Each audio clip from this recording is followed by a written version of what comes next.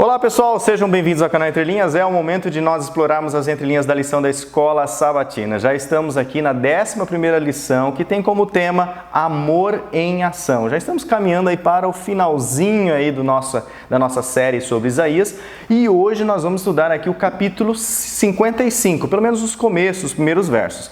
Como entrelinhas, já vou adiantando, o Ricardo vai trazer justamente, como ele trouxe no 10º vídeo, né, verso a verso do capítulo 55 de Isaías. Então fiquem ligados. Claro que nós temos também as entrelinhas espalhadas na ponta da linha aqui. Então, por exemplo, no tema de sábado, a lição fala sobre o Ku Klux Klan. E o que é essa seita ou esse movimento? Nós vamos trazer aqui na ponta nas entrelinhas para vocês. E nas pontas da linha nós vamos trazer aqui os temas gerais de cada dia da lição, claro, sempre dando aquela cutucada nas entrelinhas. Também teremos aqui o Alinhando as Doutrinas, que é um quadro, para você que está chegando no canal, um quadro onde o Marcos André, um parceiro do canal lá do Rio de Janeiro, faz o alinhamento do tema geral da semana com uma doutrina bíblica e traz alguns comentários aqui. Então, fiquem ligados, espero que vocês continuem curtindo aí, compartilhando o nosso conteúdo. E se você não é inscrito no canal e gostar do nosso conteúdo, gostar de estudar a Palavra de Deus, por favor, se inscreva no nosso canal aí, acione o sininho, que com certeza você será aí abençoado por novos conteúdos aí que nós lançarmos. Beleza, pessoal? Por enquanto, então, chama a vinheta.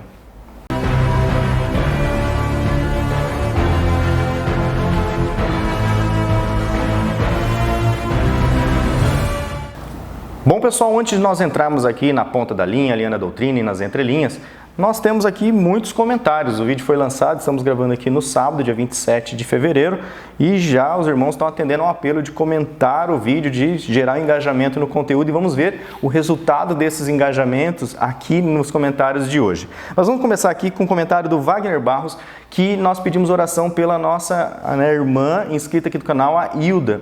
E a Hilda, que bom, né? A gente estava até comentando aqui antes de gravar, falou assim, a Hilda não mandou sinal de vida, será que ela saiu do hospital, será que ela está bem?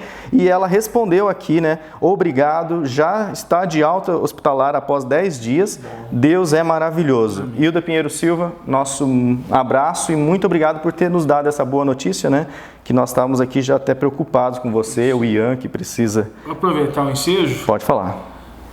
Acabei de ver aqui no WhatsApp, né? No Zap aqui, o amigo meu, um colega nosso aqui, meu do Camorão aqui, parece que pegou Covid esses tempos, parece que agora está na UTI, para a galera aí fazer uma corrente aí de oração para ele. Quer deixar o nome dele em oração? É o Tortola. Tortola. Vamos orar aí, pessoal. Marcos Rodrigo, estudo top, estamos juntos na busca de conhecimento, vamos propagar o Evangelho, é isso aí, Marcos.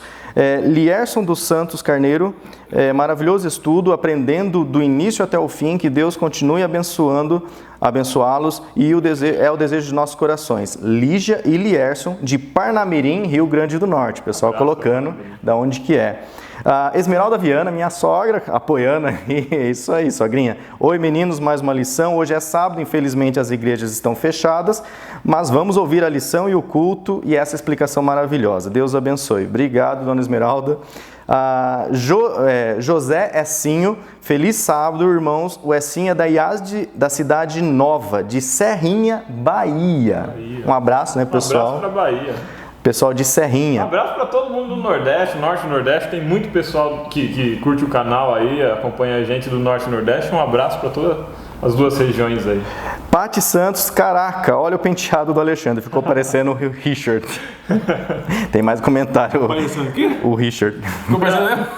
Para explicar o corte, gente, eu sou professor, a gente iria voltar em aula, né, em sala agora, estava atendendo só à distância, agora vou atender presencial.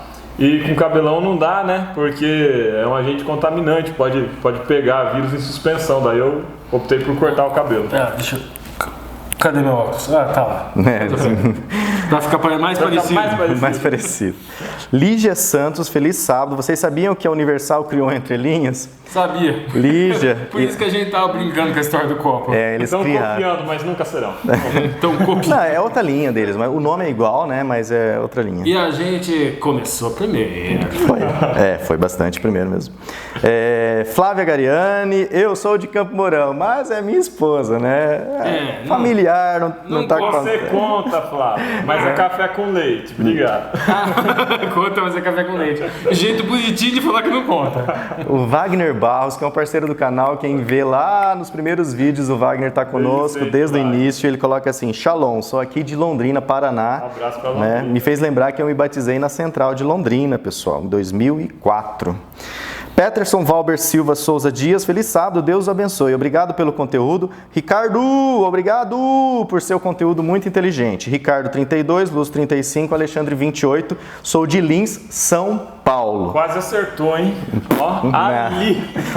Pessoal, na 13ª lição a gente fala quantos anos cada um tem de vidinha aqui nessa terra. Chegou mais ali, né?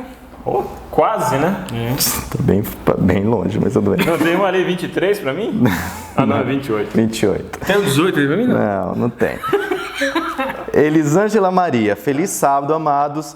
Tenho assistido e compartilhado, mas não tenho comentado devido ao tempo. E falo aqui de Arapongas, Paraná. Olha só, Paraná. Então a Elisângela Maria é vizinha aí do Wagner Barros. É aqui perto, né? Perto de Londrina, aqui perto da região de Maringá. Seja bem-vinda, Elisângela, e eu sei que você, né, muitas vezes a gente não consegue comentar em todos os canais que a gente gosta, mas hoje a Elisângela conseguiu, então às vezes um não comenta, o outro comenta e vamos todo mundo comentando. Obrigado, Elisângela. A Paty Santos, né, sempre aprendendo com vocês, não sabia nada sobre a escravidão chinesa, vou pesquisar mais sobre isso. Legal, canal Entre Linhas, né, pessoal? Entre Linhas, que legal. É isso aí, voltando às origens. Voltando a ser diferentado. Saudade das entrelinhas, hein? Mas vai ter essa aqui, tem muitas coisas aqui, né, sobre o Ku Klux Klan. Não sei se eu nos treinou pra falar isso. Edilza Nascimento, feliz sábado, graça e paz. Edilza é outra parceira que tem um carinho enorme aqui pelo Ministério Entre Linhas. A Saskia Câmara, e ela comenta aqui, porque eu tô lendo os mais novos para o mais velho, né? O Jurandir Santos, que fez o comentário do corte de cabelo do Alexandre, é meu colega de classe da escola sabatina. Também moro em Framingham, Massachusetts. Abraço. Eu tô devendo passar lição para vocês, Saskia, vocês já me chamou para passar lição. Eu estava passando lição direto nos jovens aqui em Camorão, só que agora deu lockdown no nosso estado e vai ser remoto, então eu vou conseguir separar um tempo, acho que vou te chamar no zap, dá para eu passar lição na tua classe. Um abraço, obrigado pela paciência. E aí às vezes, né, por que o Jurandir, né, às vezes achou o canal? Primeiro, a Saskia, que faz parte lá da igreja, eu não sei se a Saskia pode ter falado diretamente, mas olha só aquela questão que a gente fala do like missionário. A Saskia curte, comenta. Aí o YouTube identifica as pessoas geograficamente próximas da Saskia e começa a sugerir, né, os canais. Então, né, depois nos confirme, Saskia, né, mas eu acho que o Jurandir Santos é uma estrelinha sua aí do Entre Linhas. Você vê, uma estrelinha do Entre Linhas. Que legal. Paty Santos, daí a Paty também dá a sugestão dela de idade, 30, 35 e 31 anos. Na 13ª. Olha... Ali também, hein? Alexandre ficou bravo. E o Marcos, 40. Vou dar uma dica, eu sou mais novo. Alexandre, olha só que... Eu tô ofendido, eu tô pessoalmente ofendido. Já que ele falou, Alexandre... Não conta. Não pode. Não conta o quê, Alexandre? Só no 13º. Não, você já falou? Não, o Alexandre eu sou mais novo que dos você. 3 é o mais novo. Eu sou mais novo. Só pra deixar claro. Tá. Deixa eu só voltar aqui. Eu sou mais velho que o Ricardo, eu tô aqui conservado inteirão. Olha o ego, olha os egos. Cangaio. Evelyn Jesus, feliz sábado, queridos, assistindo de Linhares, no Espírito Santo. A Evelyn é lá do Espírito Santo Linhares, manda um abraço. Abraço para Espírito Santo Linhares. Eu sou esposa, olha só que interessante, pessoal, a Evelyn de Jesus aqui. Evelyn Jesus. Evelyn. Sou esposa do pastor, Tomás Amaral. Gostamos muito do conteúdo de vocês. Que o canal cresça cada vez mais. E um abraço e muito respeito pelo ministério de vocês. Muito respeito pela situação toda. Nos solidarizamos com vocês. E fica o nosso abraço e respeito pelo ministério. Vocês são pessoas de Deus. Isso, e a gente ficou muito satisfeito. Impressionado, né? Impressionado porque assim, a gente é um canal que não tem tantas visualizações quanto outros. O nosso canal não tem assim muitas visualizações. Não 20 mil, 30 mil, não tem tudo isso, né? E entretanto, ele chega. Sim. O conteúdo chega em quem tem que chegar. Falamos sobre a questão do livro, essa questão que aconteceu com o pastor. E chegou nele. Isso que a gente ficou muito satisfeito. Sim, inclusive a Saskia comenta aqui, né, no comentário da Evelyn, né? Oi, Evelyn, li o livro do seu esposo, excelente conteúdo. Então, vocês veem que a informação sendo difundida. Paty Santos, novamente, gosto muito do Alinhando as Doutrinas. Legal, Paty, é bom esse feedback, né? O que vocês gostam, o que o canal não agrada a vocês, né? Sueli Castro de Silveira, rapazes, vocês são demais. Não esperava tanta atenção à minha pergunta de 1 Coríntios, né? A Sueli foi que perguntou. Mas Paulo é fogo mesmo, né? Cada versículo suscita muitos comentários. Logo no versículo 29 me deparo com o batismo por causa dos mortos. Seguindo a orientação de vocês, encontrei algumas explicações. E vocês, o que acham? Né? Vai ficar para os próximos comentários. Mas Sueli, muito obrigado pelo seu feedback, né? E que bom. E o Fred Machado... O batismo em favor dos mortos ele é uma prática que acredito que os mormons, algumas outras religiões fazem, né? Só que é complicado, gente, porque a gente acredita que a conversão acontece na medida em que há consciência e que há uma opção voluntária pelo batismo. E que aquilo é um ato simbólico. Sim, agora eu me batizar em favor de um morto, porque os vivos sabem que é onde morrer, mas os mortos não sabem de coisa alguma. Não há possibilidade de redenção depois que a pessoa morreu. Aquilo é um ato simbólico que reflete uma escolha da pessoa. Se a pessoa está morta, não tem como ela escolher. Exatamente. Fred Machado, bom day, ele coloca, né? Good dia. E aí o Jurandir... Guten Tag. Guten Tag, wie geht's? Alles gut. Falando alemão agora. Jurandir Santos, né? Que é o parceiro lá da Saskia, né? O conterrâneo da Saskia atualmente. Mulher não é fácil mesmo, né, Alexandre? Fez você cortar o cabelo. Na verdade, ela reclamou um pouquinho. O Jurandir Santos, ele é também de Framingham, nos Estados Unidos, Massachusetts, né? Massachusetts. E o último comentário que nós Terra temos... do New England Patriots. Fiquei triste que o Tom Brady saiu do New England Patriots, mas... Eu não sei. Eu não sei, é só ele, no universo dele. Só na minha bolha. Maria Lúcia Machado Figueira, Shabbat Shalom. Não tem aqui nesse tempo, vale a pena a gente destacar, porque o pessoal tem comentado depois que a gente grava, né? E tem, né, um parceiro do canal, lá da Central de Lisboa, Portugal, João Cavaco. Ele está comentando com a gente, tem comentário deles aqui nos vídeos anteriores, então fica um abraço, João. Né, tem uma vez até que ele andou sumido, a gente estávamos preocupados, será que está tudo bem com o João Cavaco? Teve notícia dele, não, ele está bem. Aí agora, graças a Deus, está aí firme e forte, que bom, João. Né, a gente vai se apegando a todos os inscritos do canal aí. Por falar em inscrito, né? Estamos aqui, graças a Deus, com 8.111 aí inscritos.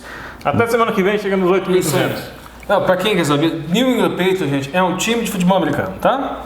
O Tom Brady é casado com a Gisele Bündchen. E Gisele Bündchen, se você quiser vir aqui no canal fazer uma participação, o Tom Brady também, pode vir. Ó, chegou no Pastor Thomas, né? Vamos vai chegar na Gisele. Gisele. A pretensão. Bom, pessoal, né, chega um pouco aí de descontração. Agora nós vamos então chamar aqui o nosso parceiro, Marcos André. Ele vai iniciar então agora a nossa doxologia, a linha das doutrinas, na ponta da linha, entre linhas, como oração. Então, Marcos, é com você. Olá, amigos do canal Entre Linhas, mais uma semana estamos nós aqui estudando juntos a Palavra de Deus. Já estamos na 11ª lição do livro de Isaías, um livro que nós certamente vamos levar para a vida. Essas lições que nós extraímos aqui desse livro certamente vão nos acompanhar pela vida inteira, os aspectos do ministério de Jesus que foram apresentados de maneira tão bela pelo profeta Isaías. E hoje eu gostaria de convidar você, como temos feito sempre, para mais uma vez pedirmos a orientação de Deus através da oração. Vamos orar? Senhor Deus, muito obrigado porque mais uma vez o Senhor nos convida à Tua presença para estudarmos juntos a Tua palavra. Nós te pedimos, Senhor, pela Tua graça, pela Tua misericórdia, que mais uma vez o Senhor nos ilumine, nos calce com o poder do Espírito Santo para que possamos entrar na Tua palavra nesse terreno sagrado, iluminados e assim possamos compreender as verdades contidas ali, até mesmo nas entrelinhas da Tua palavra. Nós te pedimos, Senhor, pela Tua graça, que o Senhor abençoe a cada um que acompanha esse canal, cada um de nós que está aqui gravando esses vídeos semanalmente, cada pessoa que contribui com esse canal de alguma forma, nos abençoe a todos e nos encha do Teu Santo Espírito, para que possamos, Senhor, continuar firmes nessa caminhada até a vinda de Jesus. Nós pedimos isso sem mérito algum, mas pedimos pelo nome do nosso Senhor e Salvador Jesus Cristo. Amém. Muito bem, amigos, esse é o quadro Alinhando as Doutrinas, aquele quadro que nós sempre trazemos uma das doutrinas que aparecem nas entrelinhas da lição. A lição dessa semana fala sobre o amor em ação, fala então de uma religiosidade ou de uma religião prática e nos convida a rever a nossa religiosidade, nos convida a rever aquilo que nós temos vivido como religião, para que isso não seja um fim em si mesmo, para que possamos verdadeiramente ser representantes de Deus aqui nessa terra, verdadeiramente ligados a Ele, né? A palavra religião, ela quer dizer isso, quer dizer religação, e nós precisamos estar, se nós vivemos uma religião verdadeira, nós precisamos estar ligados a Deus, ligados aos seus propósitos, né? A lição dessa semana fala, como eu disse, fala sobre o amor e nos faz um convite à bondade, um convite a sermos bondosos e replicarmos assim o caráter de Deus. E eu quero aproveitar essa lição. Eu falei nas últimas lições, né, sobre o Espírito Santo, falei sobre Jesus na lição passada, e hoje eu gostaria de falar sobre o Pai. Por que eu quero pegar essa lição como gancho para falar a respeito do Pai? Essa é a nossa terceira doutrina, né, a doutrina número 3, que fala sobre Deus o Pai. O caráter de Deus ele tem sido degenerado ao longo da história, né? O Deus do Antigo Testamento, como as pessoas dizem, muitas vezes é apresentado como um Deus raivoso, como um Deus que está sempre pronto a punir, que está sempre pronto a derramar os seus juízos sobre as pessoas, enquanto que Jesus Cristo vem e é apresentado como um Deus amoroso, como um Deus bondoso. Então, Satanás ele não consegue destruir a divindade do Pai, né, como acontece, né, existem pessoas que falam contra a divindade do Espírito Santo, contra a divindade de Jesus, mas não tem como falar contra a divindade do Pai, porque o próprio Jesus o reconheceu como sendo Deus. Então Satanás ele ataca outros aspectos do caráter do Pai, e um dos aspectos que ele ataca no caráter do Pai, e o mais comum, é a sua bondade, a sua misericórdia. E eu gostaria de aproveitar a lição dessa semana para explorarmos na Bíblia Deus mostrando o seu caráter bondoso, o seu caráter amoroso. No passado as pessoas reconheciam isso, como nós podemos ver, por exemplo, em Isaías no capítulo 57, verso 1, que é o texto que está dentro da lição dessa semana, diz assim: perece o justo e não há quem se impressione com isso, e os homens piedosos são arrebatados sem que alguém considere nesse fato, pois o justo é levado antes que venha o mal. Aqui nós vemos até mesmo a morte de alguém atribuída a Deus como um ato de bondade da sua parte. Ele faz com que o justo pereça antes que lhe venha o mal. No Salmo 116, verso 5, diz assim: compassivo e justo é o Senhor, o nosso Deus é misericordioso. E no Salmo 100, o salmista encerra esse cântico dizendo: porque o Senhor é bom e a sua misericórdia dura para sempre, de geração em geração a sua fidelidade. No passado as pessoas tinham mais facilidade em compreender que a disciplina de Deus ou os seus atos de juízo não maculam de maneira nenhuma a sua bondade. Pelo contrário, a disciplina é um ato de amor da parte de Deus. A Bíblia diz que Deus disciplina aqueles a quem Ele ama. E muitas vezes, na nossa sociedade pós-moderna, a disciplina ela é vista como um ato de maldade, um ato de falta de amor. Hoje, se um pai ou uma mãe precisar disciplinar de alguma forma, de uma maneira mais dura, talvez com uma palmada, alguma coisa assim, o seu filho em público, ele vai se sentir constrangido. E pode até ser constrangido por pessoas que estiverem ali passando, se isso acontecer. Nós precisamos entender que isso é uma visão pós-moderna. No passado, e eu digo um passado bem recente, a disciplina era ainda vista como um ato de amor. O pai, quando corrigia o seu filho, quando ele era duro às vezes com seu filho, para que o caráter do seu filho fosse reforçado de uma maneira positiva, isso era visto como um ato de amor. Mas ao longo da história, a sociedade foi mudando, e na sociedade que nós vivemos hoje, a disciplina ela não consegue mais encontrar lugar no amor que as pessoas compreendem, na forma de amor que as pessoas compreendem hoje. Então, quando você vê alguém falando de Deus, do Deus do passado, geralmente os seus atos de justiça ou seus atos de disciplina são usados para dizer que ele não era um Deus amoroso, que ele era um Deus cruel, que era um Deus que estava sempre disposto a punir. Mas nesses versos que nós lemos, nós vemos um reconhecimento sobre como Deus era visto no passado, como um Deus amoroso apesar dos seus atos de justiça. Nós temos que compreender que a justiça de Deus, muitas vezes, quando ela foi executada de uma maneira mais dura, eram em sociedades que realmente eles estavam sacrificando seus filhos. E se isso tornasse prática em todas as comunidades, com todas as pessoas, imagine a sociedade que iria se transformar. A raça humana, ela não teria mais recuperação. Mas Deus, ele precisou, em algum momento, cortar um dedo, amputar um dedo para que o corpo sobrevivesse. Mas nós ainda precisamos entender que esse foi um ato de amor de Deus, que as disciplinas que Deus executou no passado e também os atos de justiça que Ele executou no passado, eles foram atos de amor.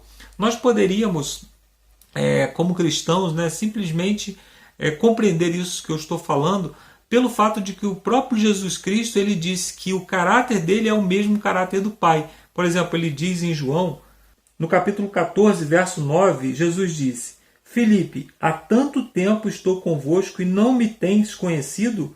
Quem me vê a mim, vê o Pai. Como dizes tu, mostra-nos o Pai? Então Jesus está dizendo que os seus atos de bondade e misericórdia, na verdade, eram atos em comum acordo com o Pai, ou seja, o próprio Pai estava nele executando aqueles atos. Então, se nós queremos conhecer o caráter do Pai, nós conhecemos através de Jesus. O próprio Deus, ele se manifesta pouquíssimas vezes na Bíblia, de maneira audível. O próprio Jesus disse que ninguém viu ao Pai, mas de maneira audível ele se manifesta lá na transfiguração, também no batismo de Jesus. E o que ele diz? Esse é o meu filho amado, a ele ouvi. Então, Deus está dizendo, ouçam a Jesus e estarão me ouvindo a mim também. Então, Jesus Cristo, ele é a expressa imagem do Pai. Em Lucas, no capítulo 6, versos 35 e 36, diz assim: Amai, porém, os vossos inimigos, fazei o bem e prestai sem esperar nenhuma paga. Será grande o vosso galardão, e sereis filhos do Altíssimo, pois ele é benigno até para com os ingratos e maus. Sede, pois, misericordiosos, como também é misericordioso o vosso Pai. Então Jesus Cristo apresenta a bondade do Pai não só através dos seus atos, mas também através de discursos, através da palavra. Ele explicava claramente a respeito da bondade do Pai. Nesse texto que nós lemos, nós vemos ele falando claramente sobre um Deus bondoso, que nós devemos replicar o caráter desse Deus bondoso. E nós vemos também nas parábolas, nas 3 parábolas que nós encontramos em Lucas 15, quando ele conta ali a parábola da ovelha, da dracma e também do pai que espera o seu filho voltar. Então nós vemos o Deus sendo representado ali com um caráter amoroso, como alguém que aguarda a volta do seu filho, como alguém que se alegra com a recuperação daquele que estava perdido. Aqui no livro Nisto Cremos, na página 39, fala sobre como Israel via o Deus do Antigo Testamento, o Deus que as pessoas criticam dizendo que ele era um Deus cruel. Olha só como que Moisés se referiu a ele. Não é ele, o teu pai, que te adquiriu, ou seja, se refere a ele como pai, Deuteronômio 32, verso 6. Aí o próprio Deus diz que adotou Israel, diz assim: quando Israel era menino, eu o amei, e do Egito o chamei de meu filho. Aí isso ele diz através de Oséias, no capítulo 11, verso 1. E ele também diz: sou pai para Israel, em Jeremias, no capítulo 31, verso 9. E também em Jeremias, também no capítulo 64, verso 8, ele diz assim: ó Senhor, tu és o nosso pai. O salmista: como um pai se compadece de seu filho, assim o Senhor se compadece dos que o temem. Salmo 103, verso 13. Então Jesus Cristo, ele fala a respeito de Deus como sendo o nosso Pai, quando nós nos tornamos amorosos para aqueles que estão ao nosso redor, e essa mesma ideia ela era extraída no Antigo Testamento.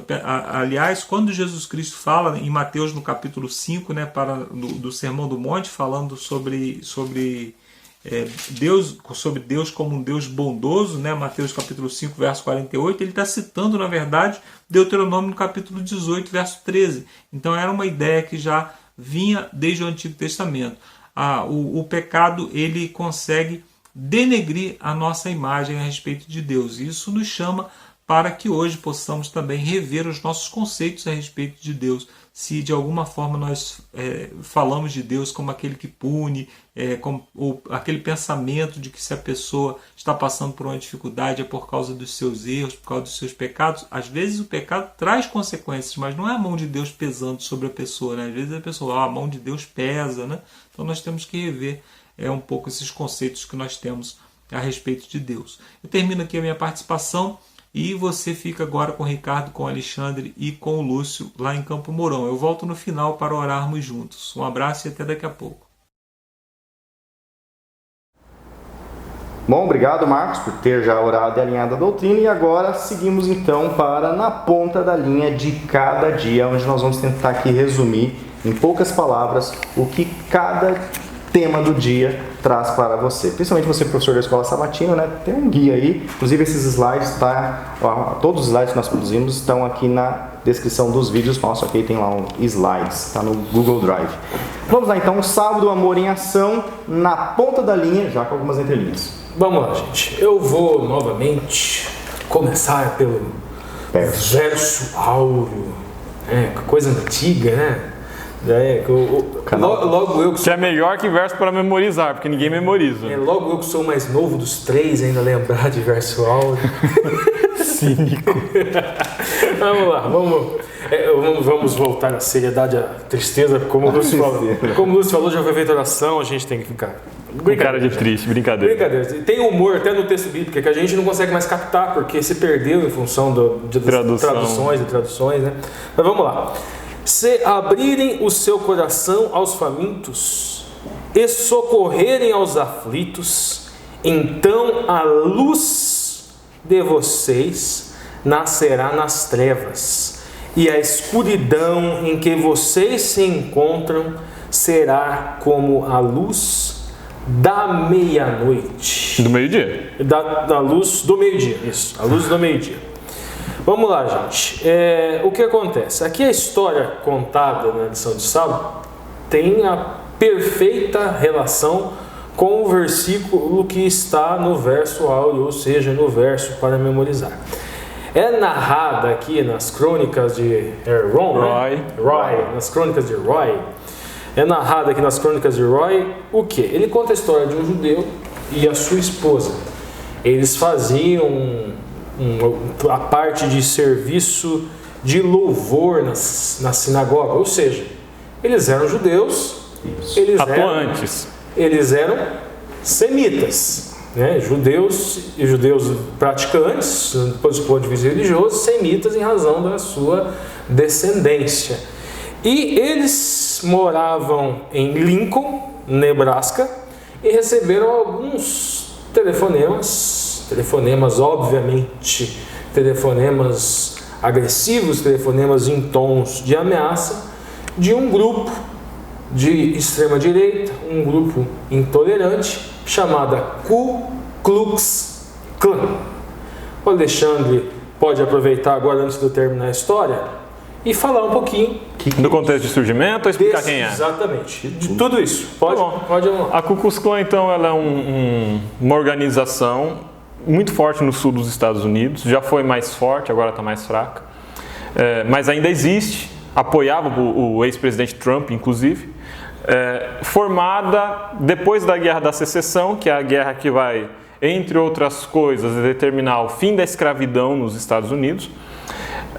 Descontentes com o fim da escravidão, alguns sulistas, defensores da supremacia branca, eles vão organizar um grupo terrorista que vai assassinar centenas de pessoas afro-americanas nos Estados Unidos, que vai cometer violências e que vai, inclusive, atuar contra os movimentos de direitos civis, quase um século depois, na década de 1960 já.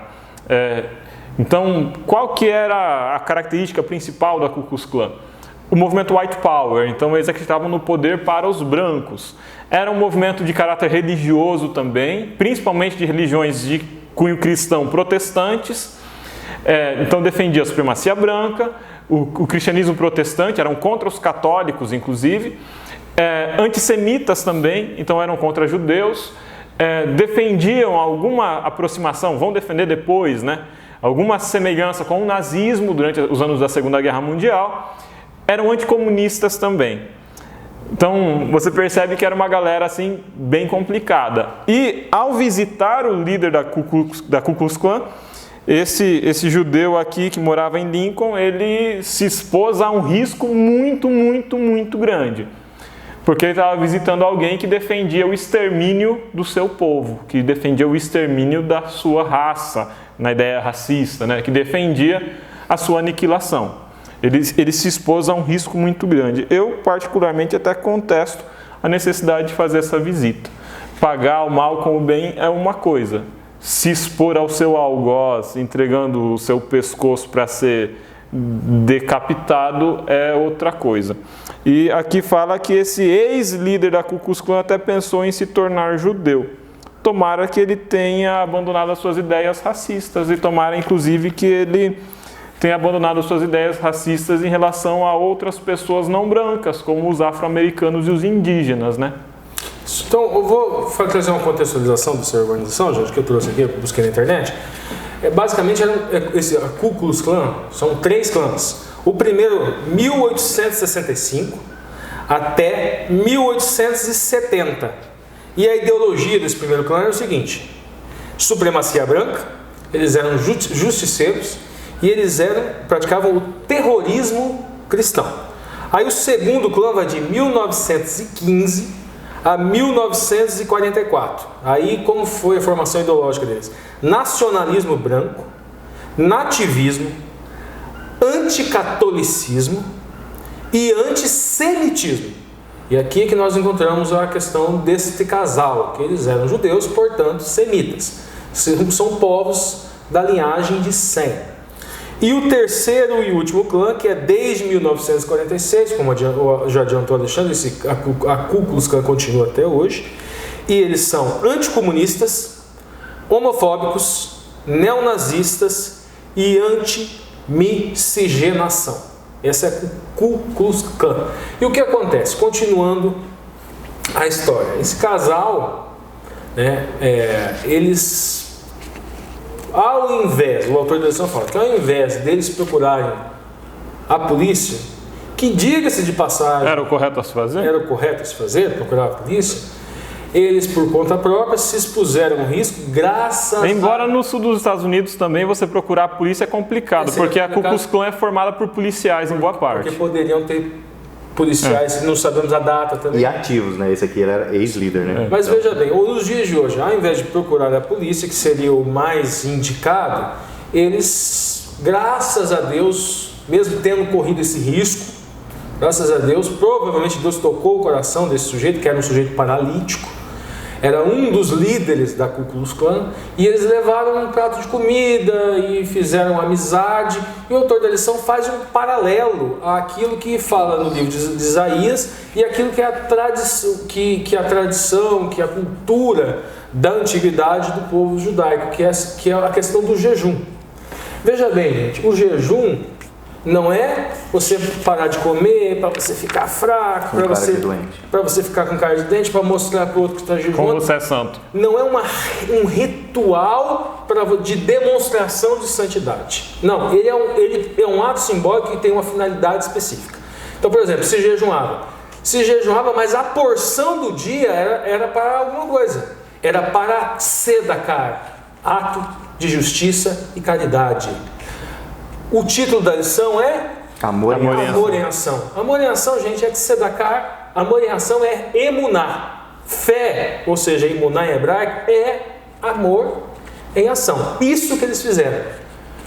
Repetido, se expuseram ao perigo, mas isso é emuná, isso é sedacar, com uma dosezinha de imprudência. O autor da lição, ele faz esse paralelo. Ele vai trabalhar Isaías 58, versículo 6 e versículo 7, que fala: este é o jejum que eu deixei para vocês. É muito comum, gente, ritualística sem finalidade. Jejum só para ficar sem comer é ritualística sem finalidade, sem a finalidade para a qual o Eterno criou aquele ritual. Todo ritual tem uma finalidade por trás. Se você pratica o ritual e não cumpre a finalidade, ritual vazio. Inclusive pode ser pior, né? Do que não fazer.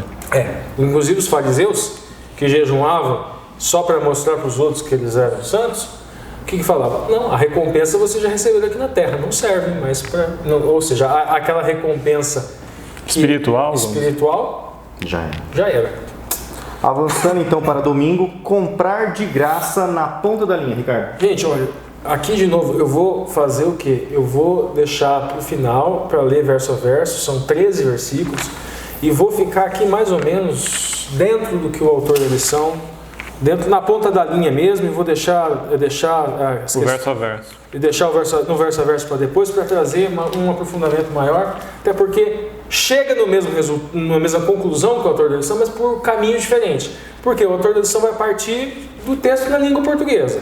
E o texto no hebraico vai acabar chegando no mesmo lugar, mas por outro caminho, um caminho um pouco diferente, sob o ponto de vista da análise linguística, tá? Legal. Então vamos lá. Então a questão aqui é o verso 55, verso 1. 55, verso 1. A todos vocês que têm sede, venham às águas. E vocês que não têm dinheiro, venham, comprem e comam.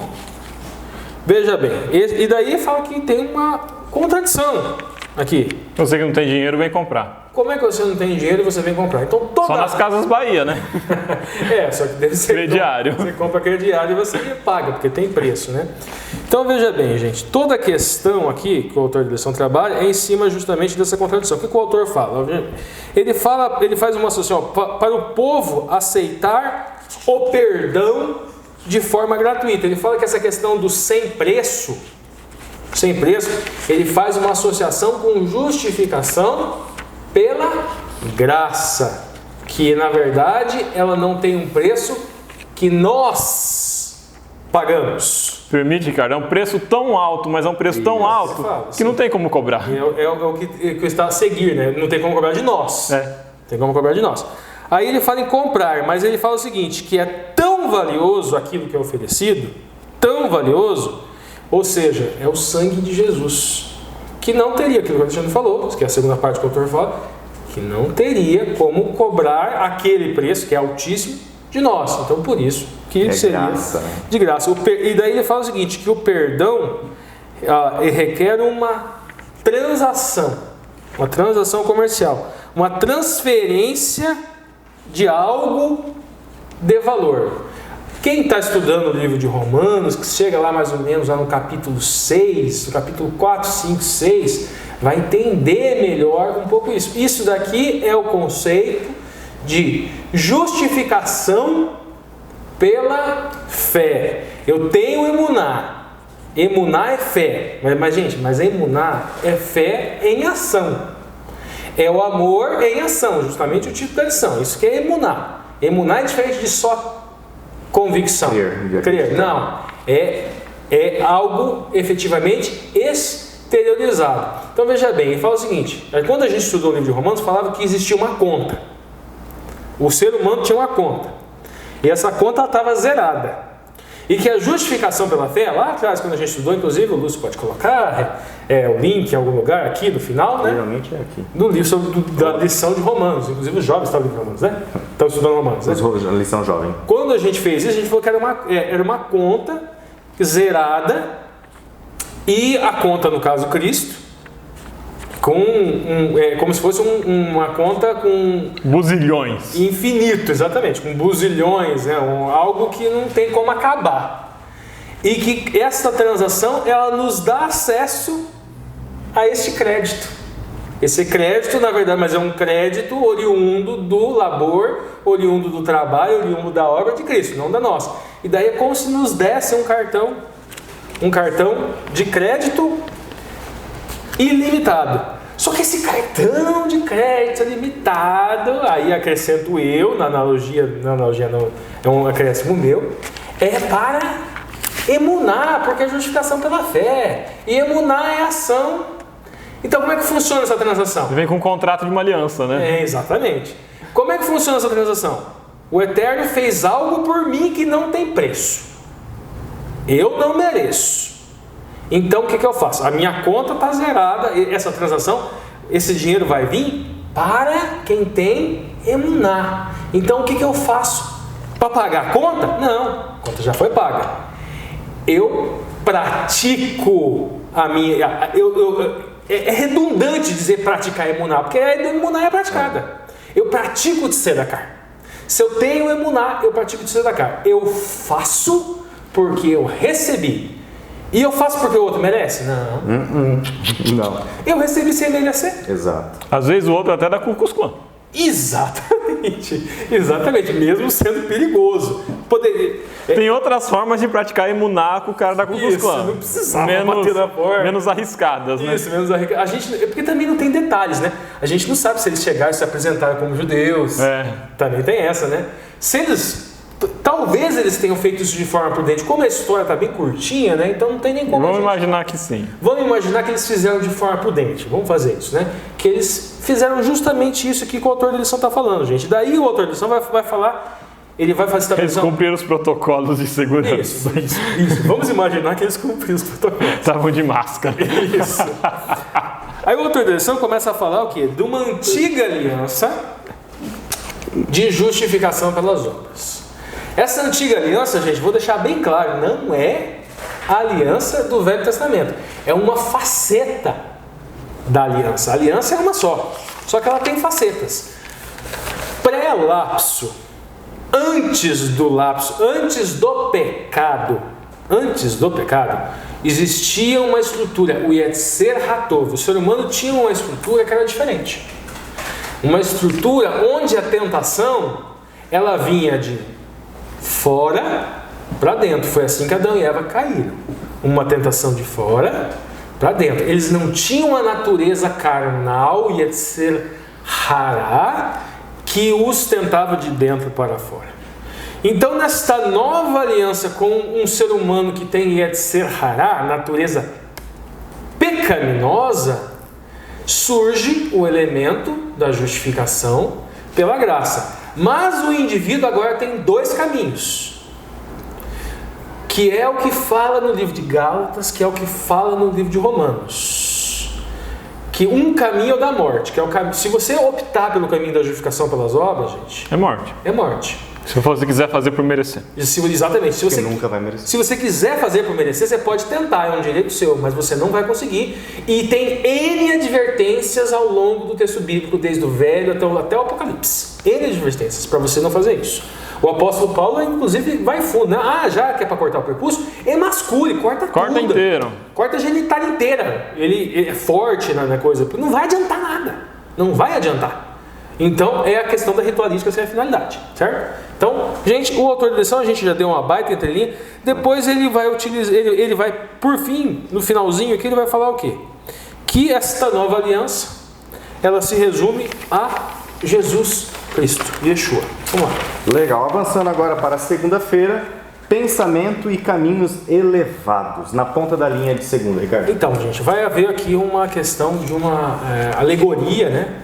Alegoria que é feita no texto, que é feita lá em Isaías 55, lá no versículo 8.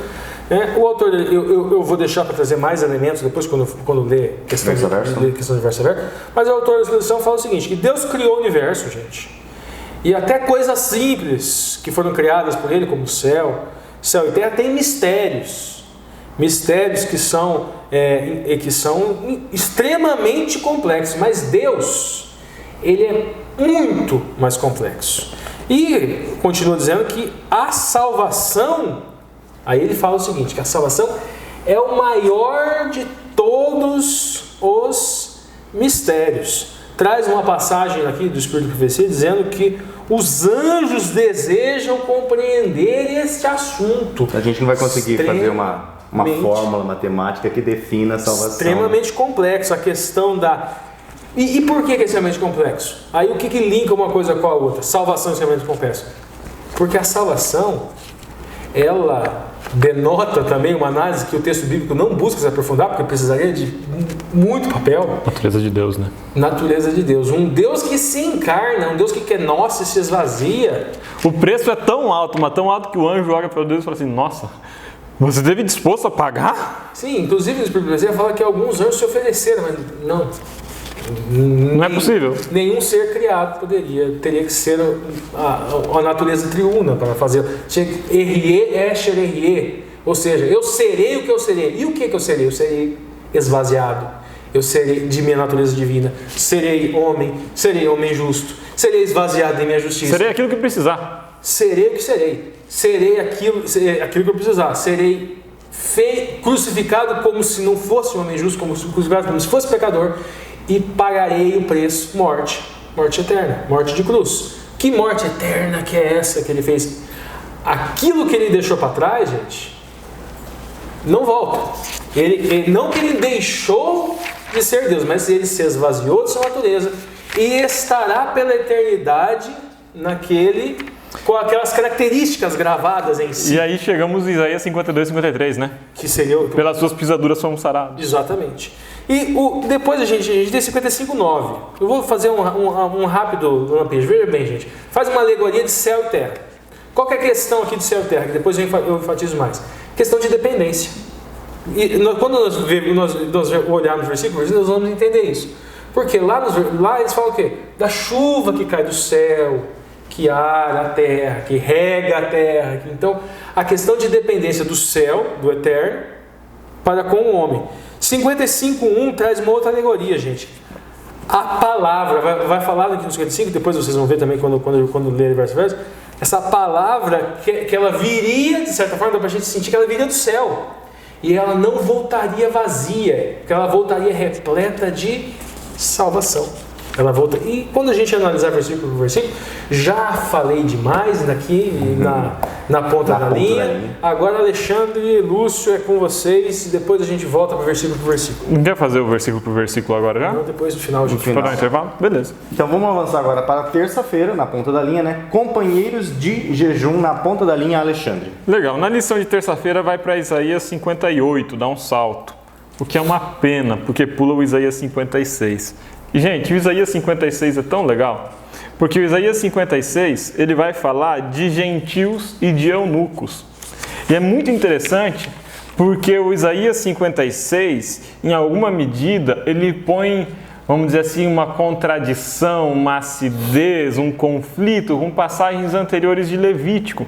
Porque as passagens de Levítico, as leis de Deuteronômio diziam que o eunuco não poderia entrar na tenda da congregação, não poderia entrar na assembleia, que o estrangeiro, que o gentio, até não sei qual geração, não poderia participar, tomar parte do serviço. E aqui em Isaías 56 fala que aquele que não teve descendência, aquele que é o eunuco, vai ter descendência simbólica, espiritual, filhos espirituais. O gentio vai ser aceito e os dois vão participar. Os dois vão ter acesso. Gente, é maravilhoso porque é um apontamento para Cristo. E para a ideia de que em Cristo não importa a sua situação social, não importa a sua origem cultural, não importa inclusive aspectos de sexo e gênero. Como era o caso do eunuco, que era alguém emasculado, era alguém muito mal visto na época. Porque o processo de tornar eunuco estava muitas vezes ligado à homossexualidade, em outros casos estava ligado à prostituição ritual, em outros casos estava ligado à adoração pagã.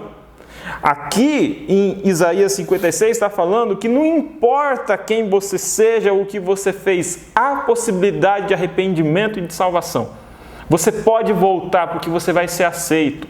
É uma promessa em Isaías 56 que está apontando já para o ministério de Cristo, que vem para dizer que todos são iguais diante de Deus. E que é belíssimo. Então eu acho uma pena ter pulado Isaías 56. Mas na terça-feira vai voltar daí. 57 vai falar de problemas entre os judeus. E Isaías 58 vai falar do jejum. E aí temos novamente uma situação interessante aqui, porque terça-feira Isaías 58, 1 a 8 e depois... quarta 1 a 12, então vai repetir verso. Qual que é a organização esquemática que eu fiz para fazer sentido? Na terça-feira eu centraria no jejum falso. E na quarta-feira eu centraria no jejum verdadeiro. Então assim a gente conseguiria ter assunto para os 2 dias. Para o mesmo texto. Para o mesmo texto. Qual que é esse jejum falso? É o jejum de ficar sem comer. Por ficar sem comer. É um jejum por propósito torpe, por propósito vil. Então eu vou fazer um jejum pedindo para Deus amaldiçoar o meu desafeto. Olha que coisa mais absurda. Ou eu vou fazer jejum para aparecer na igreja com cara triste, para as pessoas me perguntar por que eu estou triste, e eu falar, não, eu estou fazendo jejum, é porque eu sou muito santo. Tudo isso aqui é uma contradição. Ou fazer jejum para perder a barriga, né? Fazer jejum para perder a barriga porque está na moda. Se for questão de saúde, ok, você vai fazer jejum, mas esse jejum não é espiritual, não é esse jejum aqui. É um jejum nutricional daí, é outra pegada. Então, qual que é a ideia? A ideia é que o povo pedia e não recebia porque pedia mal. A ideia é que o povo ia para Deus fazendo jejum, achando que o que Deus queria era esse jejum de comida, falso, e não entendiam qual era o jejum verdadeiro que Deus queria. Às vezes a gente se apega demais às aparências e aos ritos, e a gente não entende que Deus pede de nós algo que é mais profundo, que é a entrega de coração, que é um jejum de alma. Outro aspecto interessante é que o autor ele associa o jejum a um momento que especificamente era feito um jejum, que é no dia da expiação. Ele está relacionando o jejum e dia da expiação e depois ele vai relacionar sábado e dia da expiação também. Então o jejum como um momento de análise para o juízo. Então o jejum como um momento de introspecção também, para que eu perceba quais são os meus erros, os meus defeitos, os meus pecados, confesse eles diante de Deus e reconheça a minha necessidade total da intervenção divina. Esses aspectos eu centraria para a terça-feira. Na quarta-feira a gente começa a desenvolver o jejum verdadeiro daí. Legal, avançamos então para a quarta-feira, jejum para contendas. Beleza, na quarta-feira, apesar de ter o título jejum para contendas, né, que é isso, que eles faziam um jejum para ficar brigando um contra o outro, por santidade e por ofensa mesmo, na lição de quarta-feira, a gente pode desenvolver a partir da questão 9 ali, o que Deus queria de fato do jejum. E aí tem uma lista que está até nos slides ali. O que é o jejum verdadeiro que Deus pede? Desfaça as ataduras de servidão. Relacionado agora a uma ideia de jejum que estava acontecendo no dia da expiação, mas a um outro evento que acontecia relacionado ao dia da expiação de tantos em tantos anos, que era o grande ano do jubileu, em que os escravos eram libertados, a terra era devolvida para os donos legítimos, a terra voltava para os pobres, se fazia reforma agrária em Israel. Em Israel não deveria ter sem terra. Acúmulo de propriedade latifundiária na mão de poucos. Não deveria existir isso em Israel, mas estava existindo. Eles não estavam devolvendo as terras. Inclusive, uma pena terrível era a pessoa que retirava os marcos antigos de terra. E Deus fala que Ele vai restaurar os marcos e que uma das funções messiânicas era restaurar os marcos. Gente, esse restaurar os marcos aqui não tem a ver com restauração moral de marco. Não tem a ver com, agora tudo vai ser certinho na conduta. Não, tem a ver com devolver para o pobre o sustento. Porque o marco era aquilo que definia a terra, a propriedade que pertencia àquele clã, àquela tribo, àquela família. E conforme as terras elas eram vendidas e compradas, quando estava se aproximando o ano do jubileu, com medo de perder essas terras, a pessoa que tinha comprado ia lá e derrubava os marcos. E derrubar marco de terra era punível com morte, porque se retirava o sustento do pobre, se retirava a possibilidade de devolver essa terra para o legítimo dono. E aqui está falando para desfazer as ataduras da servidão. Isso é jejum. Vamos para esclarecer, pessoal. O Alexandre está falando do jubileu. O que acontece? A estrutura de compra e venda lá era por arrendamento, vamos dizer. Era completamente diferente. Não se transferia a propriedade. É mais ou menos assim. Deus fez uma divisão das terras de Israel por tribo. Tribo, clã, família. Tribo, clã, exatamente. A pessoa não podia vender a propriedade porque se entendia que ele não era proprietário. A terra era de Deus. A terra era de Deus. E Deus apenas os deixou como mordomos. Então o que a pessoa transferia? Transferia a posse. Para sempre? Não. Até o ano do jubileu. Exato. Até o ano do jubileu. Então vamos dizer, 49 anos. 7 vezes 7. Aí, anos 50, voltava. Era feita uma conta, voltava para as famílias. Se o espertão não tivesse derrubado o Marco. E se existisse um Goel, um resgatador. Então tinham vários elementos para que essa propriedade não, para que essa posse da terra voltasse. O lado que o Alexandre está abordando é o lado muito mais social. Os espertalhões estavam roubando no direito. Roubando porque eles derrubavam o marco, não tinha como saber qual pedaço é de quem. E daí, se não tinha como saber qual pedaço é de quem, não tinha como devolver. E daí, o que o Deus está falando aqui por meio do profeta Isaías, é que o jejum que Deus pede é que seja feita justiça com essas pessoas. É que seja desfeita a atadura de servidão, que o servo que estava preso fosse libertado no ano do jubileu, no ano do jejum. Que se liberte o oprimido, que se dê pão ao faminto. E é legal porque aqui é reparta ao pão, não é dar o que sobra, dá o que você tem, reparta da sua mesa. Recolha em casa ao pobre, cubra o nu. E aí fala para mim, especialmente, não te escondas do teu semelhante. Quando vier alguém pedir esmola na porta da sua casa, não fica quietinho com a janela fechada, fazendo de conta que você não está lá, sabe? Na porta da igreja. Na porta da igreja, não saia quietinho. Chega uns pedintes aqui na central de Camorão, eu já vejo uma meia dúzia assim. Ó, o Lúcio entregando. Espera que eu vou chamar um senhor, Terrível, gente. E eu... Quem assiste a gente em Camorão mesmo? Então pode falar. Não, mas eu me coloco entre esses, muitas vezes eu me coloco entre esses. Existe um dispositivo que se chama invisibilidade social e que ele é terrível. Existe na nossa sociedade legiões de pessoas invisíveis. Invisíveis porque as pessoas não querem vê-las. Eu, quando me desloco para uma cidade maior, uma Curitiba da vida, que é a capital do nosso estado aqui, eu me lembro de descer na rodoviária e de ver uma quantidade avassaladora de mendigos. Muitos mendigos. Muitos. De sentar na rodoviária e ser abordado 2, 3 vezes por mendigos.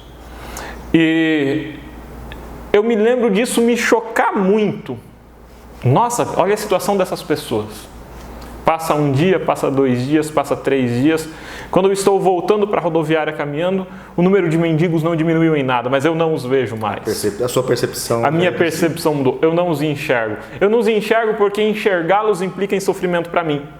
Implica em eu sentir compaixão, em eu me compadecer daquele ser humano e eu enxergá-lo como um ser humano. Então, a invisibilidade me blinda, me protege. Às vezes a gente usa o dispositivo da invisibilidade social nos outros para garantir conforto e segurança para nós. Nós vivemos num mundo muito vil, irmãos, muito vil, num mundo muito mau. Às vezes, para manter nossa sanidade, nós precisamos fazer isso. Mas nós não podemos esquecer qual é o jejum que Deus pede de nós, que nós façamos a diferença. Existem meios institucionais de fazer essa diferença, e faz uma grande diferença. A gente tem a ASA, por exemplo. A gente tem o poder público por meio de serviços de assistência social, por meio de ações governamentais para redução de miséria, por meio de medidas administrativas e governamentais para distribuição de renda. Tudo isso é importante. E a gente tem um Armitex que você vai no restaurante, você compra e entrega para a pessoa. Mas tem uma dimensão da sensibilidade individual minha que eu preciso fazer, que eu preciso entregar, que eu preciso ajudar. E fazer isso é mais importante para mim, porque me transforma no processo. Tira aquela pessoa da invisibilidade social, transforma ela novamente num ser humano. Devolve a dignidade mais do que o recurso alimentar apenas. Então, a ideia de um jejum que transcenda o ficar sem comer, e que entenda lá na questão 10 que a verdadeira religião é visitar o órfão, a viúva, e que aquilo que nós fazemos ao próximo é a forma que nós temos de afagar a Deus, isso leva o jejum para uma outra dimensão. E eu não falo isso aqui fazendo juízo moral com ninguém. Eu falo isso aqui fazendo juízo moral comigo, porque tem muita coisa que eu preciso mudar. Eu tenho 2 coisas para falar. A primeira coisa, gente, o órfão e a viúva, sob o ponto de vista alegórico, sob o ponto de vista espiritual, quando você ajuda o órfão, quando você ajuda a viúva, quando você ajuda o necessitado, É como se você estivesse ajudando o próprio Cristo, a própria pessoa que fez por você. É a questão do mérito.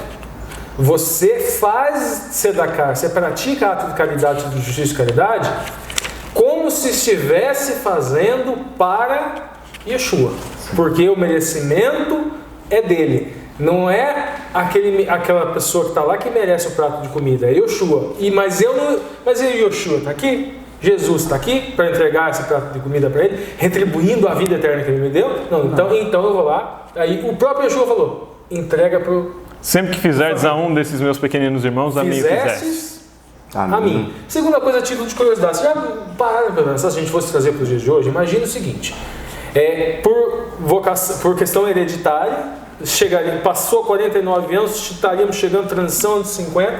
Aí o cidadão é escravo. Ele passa a ser liberto. Tá, mas imagina o seguinte: esse cidadão que por alguma razão é escravo também pertence a um clã ou alguma família, e aquela terra devia voltar a ele.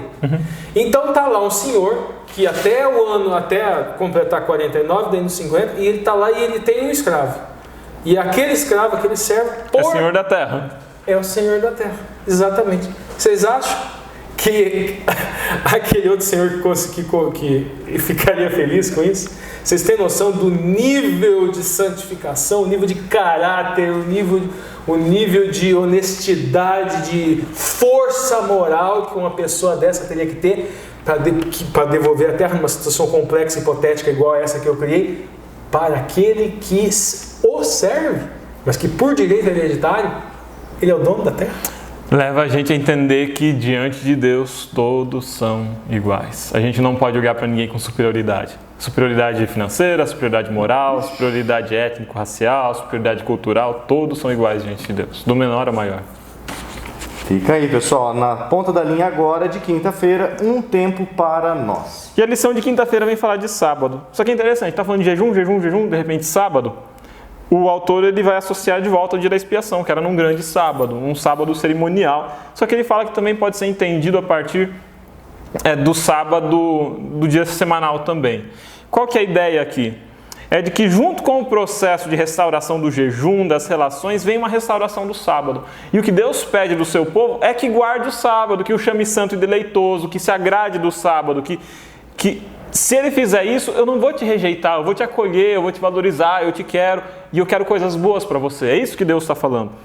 E uma delas é o sábado, e um distintivo desse povo é o sábado. Mas o que é o sábado? E aí eu elenquei ali nos slides 4 temas: sábado como descanso, sábado como libertação, sábado como Cristo, sábado e o dia da expiação. Começar pelo final. Sábado e o dia da expiação é esse sinal de que eu preciso de Cristo para ser salvo. O dia da expiação era um dia que apontava para a necessidade de um juízo e de uma expiação daqueles pecados que ficavam no templo. E era um grande sábado. Me achegar ao sábado, guardar o sábado, tem o sentido de entender a necessidade do juízo também sobre mim. O sábado como Cristo é uma ampliação da ideia do sábado como descanso. Tem aquela passagem, um descanso ainda nos resta, que eu acho muito legal, que é o descanso do Cristo. Cristo é onde nós descansamos das nossas tentativas infrutíferas e fracassadas de fazer por nós mesmos. Em Cristo nós temos o descanso, em Cristo nós temos a esperança de salvação. Terceiro aspecto, sábado como descanso semanal agora. Sábado é um dia em que eu paro para descansar dos meus afazeres, do meu trabalho. Aponta para a criação também. Aponta que eu pertenço a um Deus criador. E sábado como dia de libertação. É um dia em que os empregados não precisam trabalhar. Eu guardar o sábado, como muitos falsos judeus faziam no tempo do profeta Isaías, em que eu guardo o sábado, mas eu tenho um empregado gentil que eu arranco o couro dele no sábado. Cozinheiro, zelador. Isso não é guardar o sábado, porque Êxodo 20 fala: nem tu, nem teu filho, nem tua filha, nem teu servo, nem tua serva, nem teu animal, nem o forasteiro de tuas portas para dentro. Então, a ideia do sábado como libertação também aqui, porque no sábado nós somos libertos não só da carga de pecado, não só das nossas tentativas infrutíferas em Cristo agora, frutíferas. Mas nós somos libertos também das condições de desigualdade. Em sábado todos somos iguais, porque no sábado ninguém trabalha. O patrão e o empregado cessam. O patrão e o empregado cessam as diferenças, cessam os conflitos, vai todo mundo diante do altar. Essa era a ideia do sábado. Congregar no mesmo lugar, adorar o mesmo Deus da mesma maneira. E espiar o pecado da mesma maneira. Porque todos somos dependentes. Certo. E fica só um adendo que eu queria colocar, né? Esse tema de hoje fica aí para nós que estamos vivendo uma pandemia, vivendo em lockdown. O sábado realmente, né? Descanso, libertação em Cristo. Então é um momento, até um dia, pessoal, né? Que eu tomo como princípio, porque não ler coisas políticas, não ler aquelas notícias que são bombardeadas nos aplicativos, porque a gente se liberta dessas coisas. Pelo menos no sábado, né? A gente se liberta dessas coisas que o mundo aí está vivendo. E agora, pessoal, nós vamos ter então as entrelinhas. Deixa eu só avançar 2 aqui. Ou as linhas mesmo, né? Que daí vai verso por verso. Verso por verso. Você quer que a gente fique aqui também? Faço questão. Então a gente faz questão, nós vamos ficar aqui com o nosso rosto. Você não vai comer chocolate enquanto eu estiver vendo isso. Então agora nós temos as entrelinhas, como foi prometido no começo, nós vamos ter aqui o capítulo 55 de Isaías. 1 ao 13. Do 1 ao 13, verso a verso. Todos que quiser acompanhar no... Pode falar. Vamos lá, eles vão achando, o Lúcio está abrindo, mas eu já vou dando uma lida aqui. Vamos lá, gente. 51:1. Ó vós, todos os que tendes sede, vinde às águas. E os que não tendes dinheiro, vinde, comprai e comei. Sim, vinde e comprai, sem dinheiro e sem preço, vinho e leite. Então vamos lá, gente. Primeira coisa aqui, nós temos algumas questões aqui da língua hebraica. Primeira coisa aqui, essa questão aqui, a expressão kol, que é todo, tsame. Tsame em hebraico não é ter sede, gente. É o sedento. Está morrendo de sede. Ele está com muita sede, é sedento. Vinde as águas. Vocês notem o seguinte, nós temos 2 grupos, há uma divisão aqui, 2 grupos. Tem umas pessoas que estão sedentos. Sob o ponto de vista alegórico, gente, nós vamos ver mais para frente, logo vai comprovar isso que eu vou adiantar para vocês agora. Essa questão de fome, de sede, é uma alegoria. Fome e sede do Senhor. Fome e sede do Eterno. Fome e sede de salvação, fome e sede de justiça, fome e sede de caridade. Então nós temos esse primeiro grupo. Fala, você está sedento? E nós temos 2 interpretações. Alguns falam que é do Evangelho e outros falam que é do Espírito. Que aqui estaríamos referindo ao Espírito. Eu entendo, porque o texto próximo vai ter um versículo dizendo que é do Senhor. E o do Senhor engloba o Espírito. O verso 2 ajuda a esclarecer, né? Engloba o Evangelho, engloba a salvação, engloba Yeshua, certo? Aí nós temos um segundo grupo. E aí nós temos que recorrer ao hebraico, gente. Que aqui nós temos a expressão Im lo kazef. Não tem de dinheiro. O que significa isso? Foi traduzido por não tem de dinheiro. Essa expressão aqui, im, ela vem do verbo hayá. O verbo hayá significa ser ou existir. E o lo é negação, ou seja, não existe. Não existe. Agora, o kasef, gente, significa, pode ser dinheiro ou prata. Mas também nós escrevemos kosef, que significa desejar, ansiar, anelar, almejar ou pratear, ou seja, deixar prata, né? Então isso nos traz uma luz sobre qual a alegoria disso. Olha só, veja bem, gente. Não tem de desejo. Então nós temos um primeiro grupo que anseia, porque eles estão sedentos. E nós temos um segundo grupo que eles não anseiam. Não desejam. Nós buscamos a alegoria aqui, não tem de dinheiro, eles não anseiam. Mas aí o que é dito? Mesmo vocês que não anseiam, comprar e comer. Vinde. E daí nós temos a expressão belô kasef, que foi traduzido por sem dinheiro. Esse belô ele pode significar estragado, dinheiro gasto, dinheiro que não serve mais para comprar nada, ou dinheiro ou prata prata estragada. Então, daí, vinde com dinheiro estragado, com dinheiro sem valor. Ou seja, com isso que você tem aí que você não merece. E daí, vinde e agora se comprai. Depois, esse comprar significa preço ou valor. Pode significar dê valor. Dê uma valor, vinde, comprai e comei. Este alimento, nós já falamos, é o que, gente? Eu acredito que é o Cristo. Alimento espiritual. É o próprio, é o do Senhor. Então está falando, essa pessoa que não tem o desejo, ou seja, alegoricamente, o não ter dinheiro aqui, significa não ter desejo, mas mesmo assim venha e compre e se alimente. Sem dinheiro e sem preço. Daí continuando. 2. Por que gastais dinheiro naquilo que não é pão? Ou seja, naquilo que não serve propriamente para dar sustância, para manter. E o produto do vosso trabalho naquilo que não pode satisfazer? Ouve-me atentamente e comai o que é bom. Olha só, agora presta atenção. O que é para comer? Comai o que é bom e a vossa alma se deleite com a gordura. Eu sabia, picanha. Essa gordura aqui, gente, é um símbolo, porque gordura em hebraico também está relacionada com a palavra fartura. Abundância, né? Abundância. Na minha tradução tá finos manjares. Finos manjares, mas a expressão aqui literal é gordura.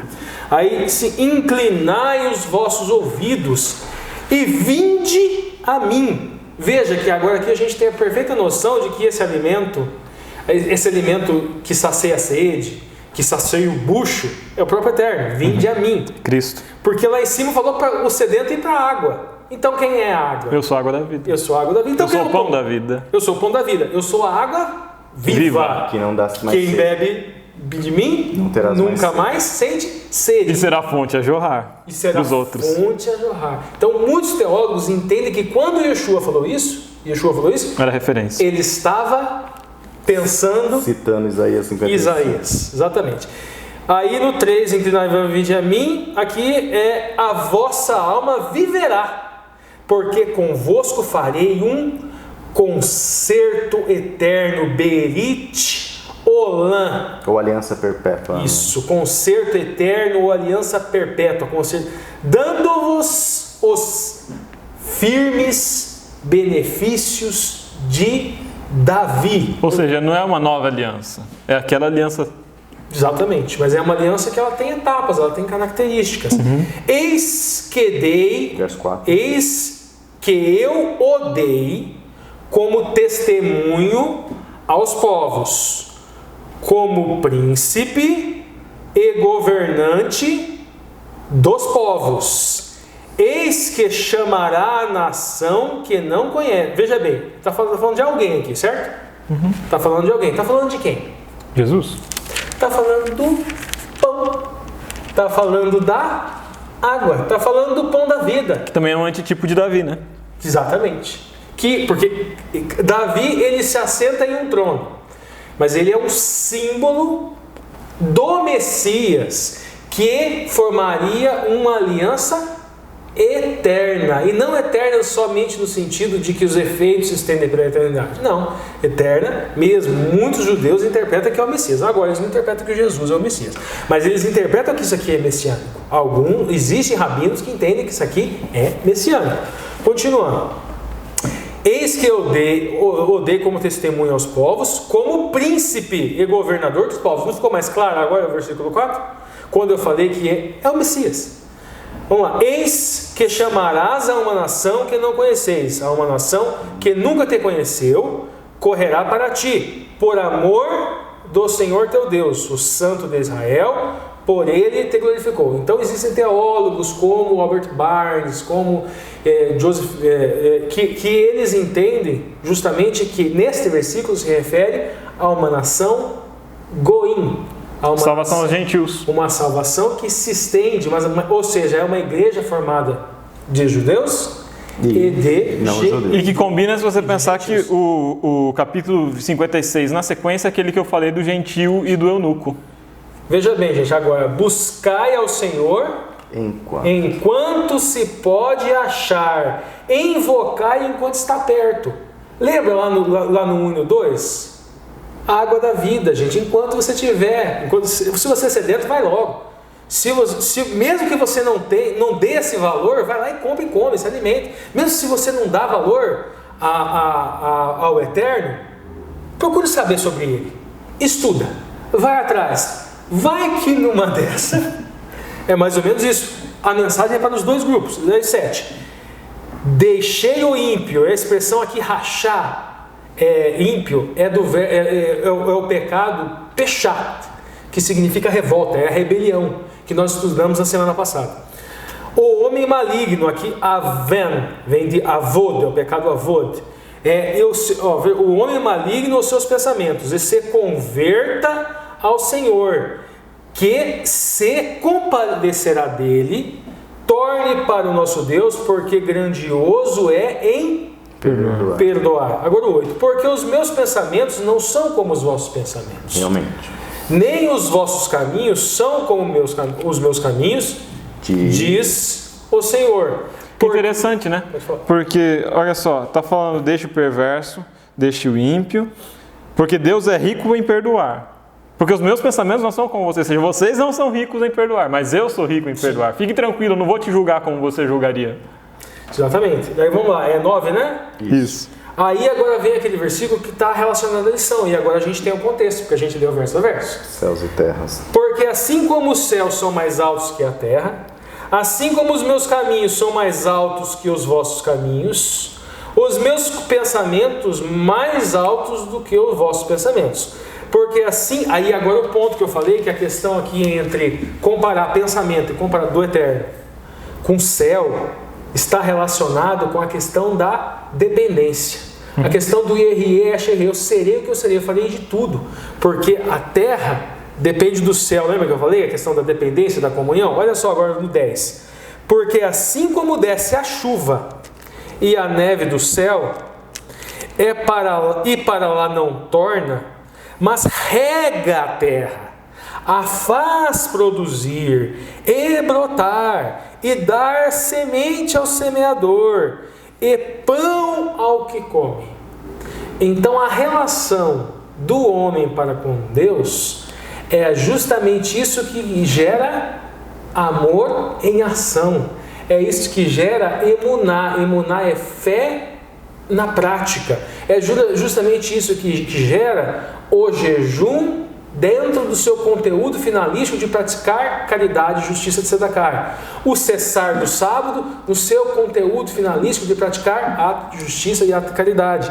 É justamente essa relação de comunhão que alegoricamente é tratada aqui como essa relação de dependência entre céu e a terra produtiva. E o 11 é maravilhoso depois, né? Assim será a palavra que sair de minha boca. E aqui aquela interpretação.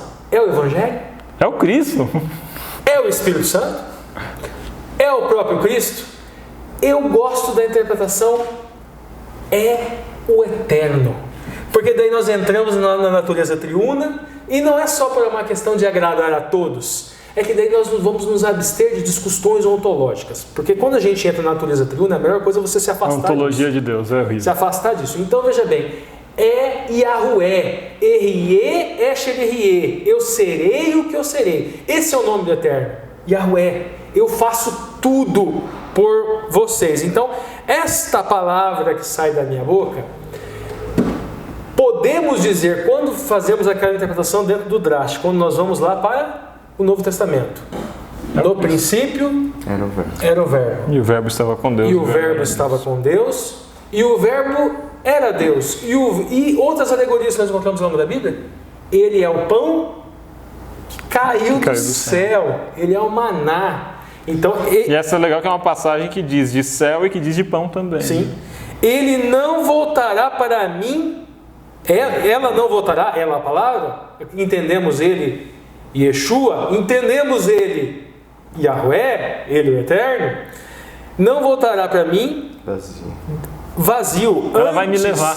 Antes fará o que me apraz, e prosperará naquilo para que eu a enviei. Porque com alegria saireis, e em paz sereis guiado.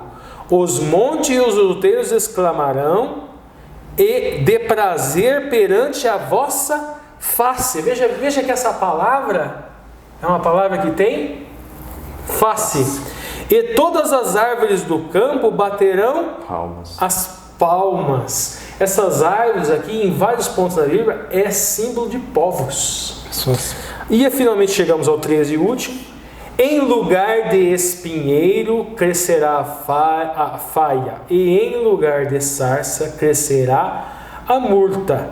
O que será para o Senhor por nome, por sinal eterno, que nunca se apagará. Esse último versículo, gente, fala justamente do reinado do Mashiach, do reinado do ungido de Deus, do reinado, entendemos nós agora, de Yeshua HaMashiach, Jesus, o Messias. Quando a gente fala aqui no canal, os judeus entendem isso aqui também como messiânico. Eles entendem como messiânico, mas eles não entendem que Jesus como Messias. Como Messias. Está sempre esperando mais alguma coisa. Opa. Bom, pessoal, essas foram então na ponta da linha e entre linhas. E agora nós vamos chamar mais uma vez o nosso parceiro, o Marcos André, lá do Rio de Janeiro. E ele encerra então essa lição com uma oração e atendendo a pedidos. Sempre ele traz aqui uma pergunta para a discussão de sexta-feira. Então, Marcos André, é com você. Muito bem, amigos, chegamos ao final de mais um vídeo, chegamos ao final de mais uma lição. Eu espero que você tenha gostado desse vídeo, espero que você tenha deixado aí o seu like e a gente continua naquela campanha, né, para o pessoal de Campo Mourão responder aí nos comentários e também o pessoal de Teresópolis, né, porque o pessoal aqui da igreja de Teresópolis também não acompanha o canal, infelizmente. As pessoas não têm o hábito de acompanhar. Eu costumo gravar outros vídeos, né? Agora tem bastante tempo que eu não gravo lá no meu canal e as pessoas lá acompanham, que eu gravo uns vídeos mais curtos, mas aqui realmente só para os heróis, né? Só para aqueles que têm disposição mesmo. E se você é um dos heróis aqui do Entre Linhas, então deixe aí o seu like, compartilhe, deixe seu comentário. E vamos fazer uma oração agradecendo a Deus pelo privilégio que nós temos de ter um estudo tão profundo. Vamos orar? Senhor Deus, muito obrigado, porque mais uma vez terminamos um estudo na Tua presença e aprendemos muito, Senhor. E o Senhor tem sido bondoso conosco, nos revelando tantas coisas importantes. Nós pedimos, Senhor, pela Tua graça, pela Tua misericórdia, que o Senhor continue nos iluminando cada pessoa que participa desse canal, e que possamos, Senhor, crescer não só em número, mas também em graça e em misericórdia, para que possamos, através dos nossos atos bondosos, nos tornarmos cada dia mais parecidos com o Senhor, que é um Deus de amor, um Deus bondoso para com todos. Te pedimos isso pelo nome do nosso Senhor e Salvador Jesus Cristo, que vive e reina para todos sempre. Amém. Obrigado, amigos, e até a semana que vem. Valeu, Marcos, obrigado a todos, obrigado por vocês estarem comentando os vídeos. Vocês não imaginam essa satisfação, o carinho que a gente sente de vocês através dessa expressão por meio das palavras, dos comentários. A gente se sente mais próximo de vocês. Eu não consigo nem imaginar, né, se o canal tiver 10 mil, se os 8 mil inscritos resolverem comentar. Seria legal, hein? Nossa. Eu não daria conta, mas não importa, né? O importante Mas vamos lá, vai aqui numa dessa. 8 mil comentam, né? Mas a gente vai se tornando assim mais amigos, né? Espero que na eternidade todos nós possamos aí sim, né, gozarmos. Vai que tem um YouTube no céu. Coisa muito mais avançada do que simplesmente uma plataforma de vídeo. Se tiver, eu não vou perder tempo assistindo não, cara. Cara, mas deve ser uma coisa, né? Eu vou querer estar plantando minhas vinhas. Mas um equivalente ao YouTube no céu, olha só. Pronto, sessão do esterol. Pronto, O Marcos já olhou, né? Então pode. O Marcos já encerrou. Pessoal, nosso muito obrigado mesmo, tá? E obrigado por você aí compartilhar esse conteúdo, como a gente viu, né, o exemplo da Saskia, através do compartilhamento, através simplesmente dela se engajar com o canal, outras pessoas em torno tomam aí contato, são sugeridos vídeos para essas pessoas. Então, nosso muito obrigado por vocês, espero que vocês fiquem com Deus, se cuidem, o estado de vocês também deve estar em lockdown, nessa loucura.